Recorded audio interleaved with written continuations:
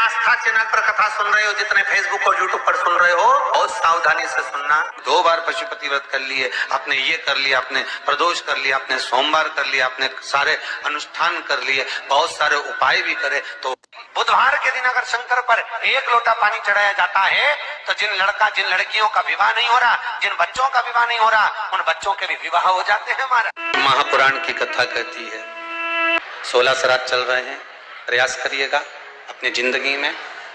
मान लो जिस बेटे बेटी का मंगल विवाह नहीं हो रहा हो, हम कहें किसी के 42 साल भी अगर उम्र हो गई है, 40 साल, 42 साल, 35 साल, 38 साल, शादी नहीं हो रही, तो शुभ कार्य की सूचना नहीं आ रही हो, बहुत दिनों से एक फाइल कहीं लगी हुई है, अटकी हुई है, नहीं काम हो रहा, हम उनसे कहेंगे कर देखना।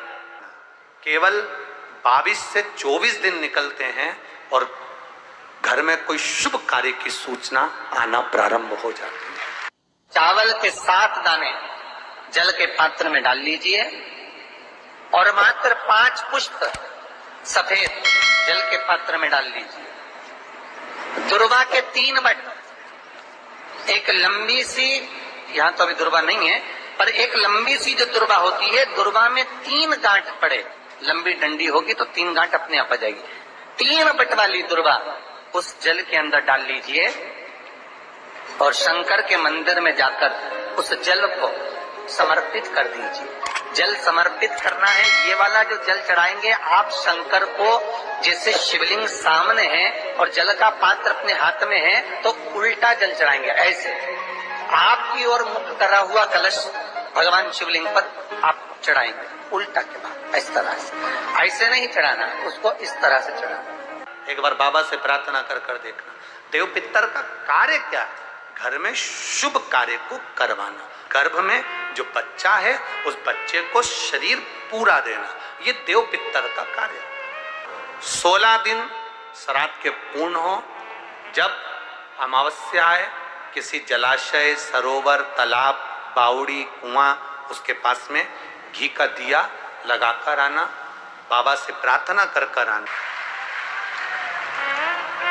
वो कार्य देव पितर का, वो देव पितर किस तरह से करेगा? बेटे की शादी, बेटी की शादी, हम कहें किसी के 42 साल भी अगर उम्र हो गई है, 40 साल, 42 साल, 35 साल, 38 साल, शादी नहीं हो रही, तो कर देखना। एक बार बाबा से प्रार्थना कर देखना।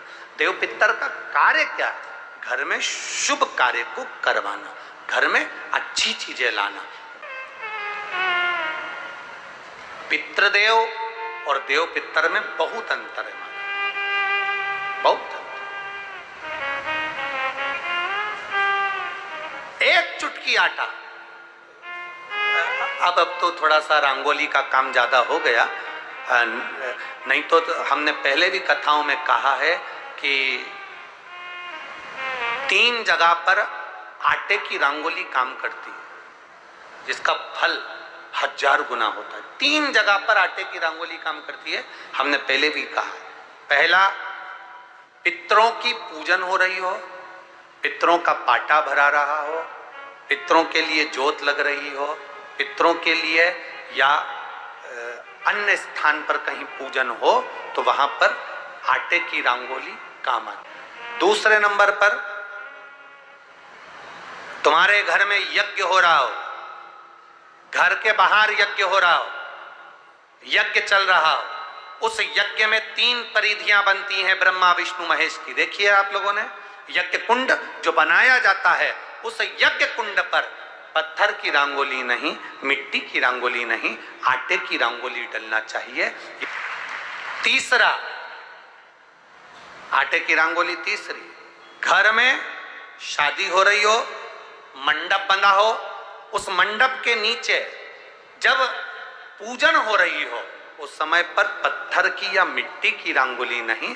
अगर पंडित पूजन करा रहे हैं या मंडप की पूजन हो रही है, जिसके नीचे लड़का लड़की की भांवर होगी, दूल्हा बैठेगा, दुल्हन बैठेगी, वहां मिट्टी की रंगोली या पत्थर की रंगोली नहीं, उस जगह पर आटे की, हल्दी की रंगोली डाली जाती है।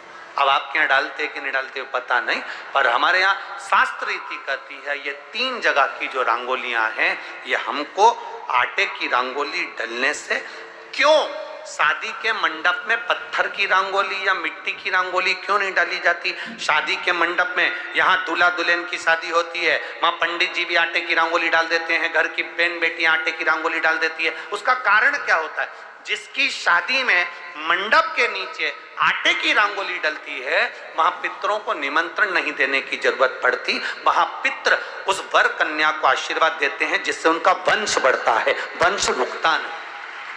में संतान सुख रुक नहीं सकता, उसके यहाँ संतान का सुख होता ही है।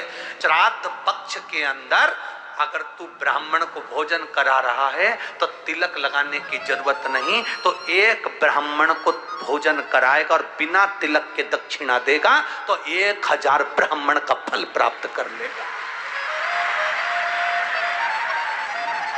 कितना सुंदर कहा, दाग तिथि पर भोजन कराओ तो तिलक कर कर दक्षिणा दो, और अगर 16 श्राद्ध में मान लो चतुर्थी का श्राद्ध है, पंचमी का श्राद्ध है, द्वितीया का श्राद्ध है, तृतीया का श्राद्ध है, सप्तमी का श्राद्ध है, अष्टमी का श्राद्ध है, ब्राह्मण को बुलाया, साधुजन को बुलाया, गुरुजन को बुलाया, किसी को भोजन करने बुलाया, आपने दक्षिणा दी पर तिलक नहीं लगाया, तो ये मान लो पंचमी का श्राद्ध, पंचमी को तुमने कहा कि हमारे दादाजी शांत हुए थे, तुमको नहीं मालूम कि पंचमी पे और कोई भी गया होगा, तुम्हें उसका स्मरण नहीं है।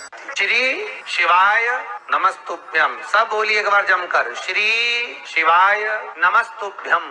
प्रैक्टिकल जरूर करना, कहीं सियोर वाला महाराज झूठ तो नहीं बोल रहा। शास्त्रों की बातें हमारे जीवन में हमें सुख प्रदान करे, इसलिए इस भाव का आनंद करते हुए आज की कथा को विराम देते हैं। हेलो फ्रेंड, आपको ये जानकारी अच्छी लगी तो please like my video and subscribe my channel. Thank you.